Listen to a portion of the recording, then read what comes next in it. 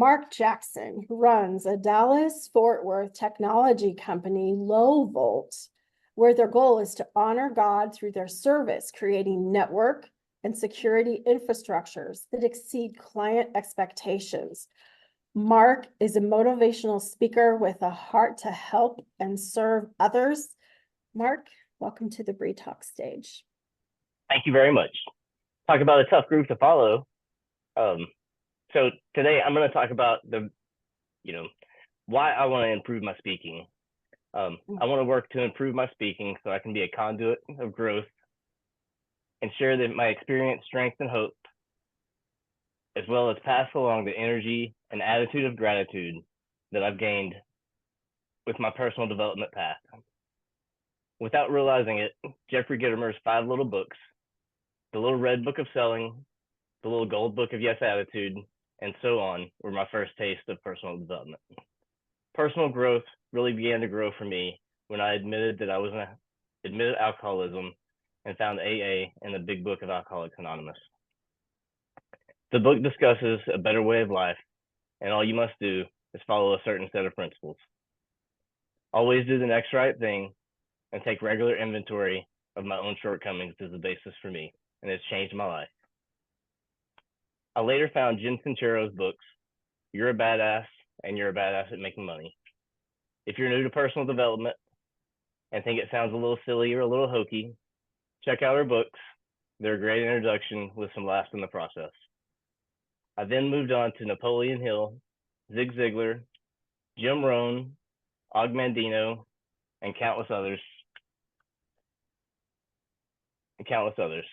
The ideas and a lot of the philosophies I talk about may have my spin on them, but they likely came from the aforementioned authors or speakers, and I thank all of them for their impact in my life. Our lives get messy. I was young, around 7 years old, when I had my first taste of alcohol. At a campsite, I found my dad's unattended beer and drank half of it before anyone noticed. Next, at 16, I stole one of my brother's old IDs, bought wine coolers, Canadian Hunter whiskey for Shane and I. I got so sick, which deterred me for a while. As I got older, I started off as a designated driver. I'd have one drink and leave it alone the rest of the night and get everyone home safely. My first wife and I drank heavily, and one New Year's Eve, we took friends out, and I was the designated driver. I couldn't just have one anymore. I ended up drunk and still drove everyone home. Thank God we made it safely.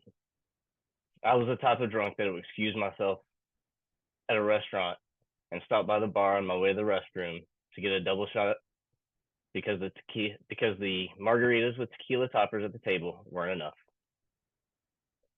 After being brokenhearted by infidelity and turning to a bottle, I passed out, broke my nose, and shattered my shoulder.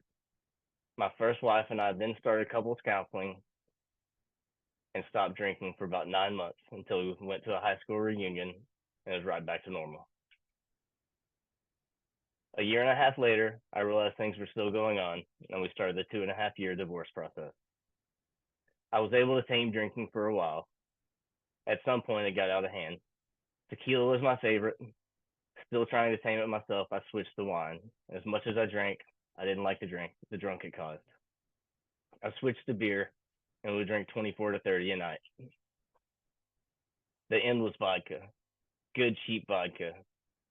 I would physically hit my steering wheel on the way home and say, "You don't need it, you don't need it, you don't need it." And I'd end up parked at the liquor store. I'd go in and buy 2 to 3 pints of orange cream flavored vodka, hoping that's all I'd drink that night. I'd often finish the 2 to 3 pints and end up back at the liquor store or the bar. At this point, I was a single dad and had my children 50% of the time, a week on, a week off. My daughter later asked me if I had ever left them at home at night when they were in bed. I said, "Of course not, baby girl." But it caused me to question myself.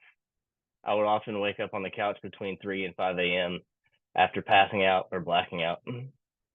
I'd sleep a couple of hours in my bed and get up and get ready for work. Every morning, I'd turn up the previously frozen bottles from the night before, hoping to get a drop or two. One night I woke up and there was a full unopened pint of vodka still in the freezer. Probably still drunk from the night before, I proceeded to drink the entire bottle before I left for work that morning. Thank the Lord for getting me through that phase of my life. There are ups and downs in and out of sobriety. Both are easier for me to navigate without alcohol. Early in my sobriety, my new wife and I would have a fight. I'd go out for a drive thinking of a drink, and I'd always say to myself, if you really want to screw things up, that's a good idea.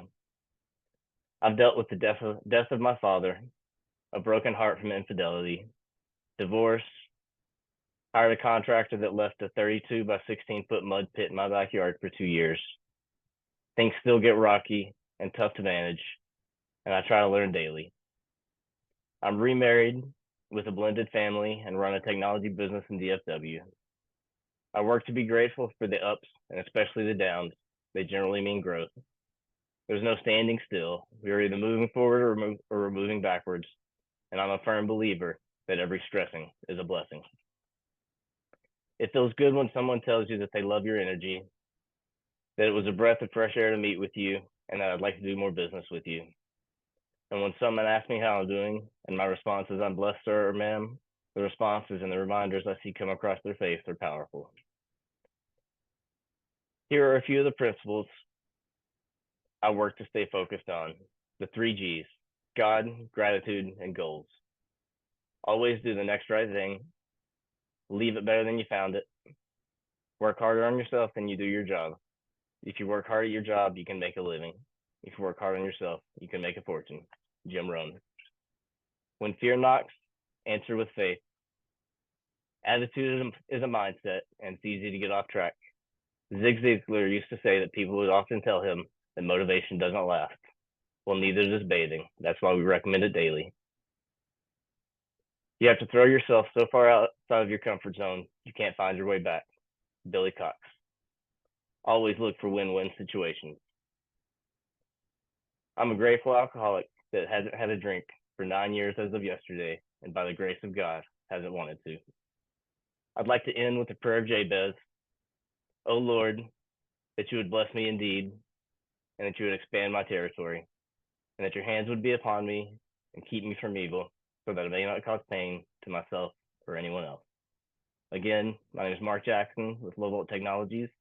If I can be of service with any technical installation or issue, or if you just need to chat, feel free to give me a call at 972-787-0807 or shoot me an email at mark@lovolt.tech.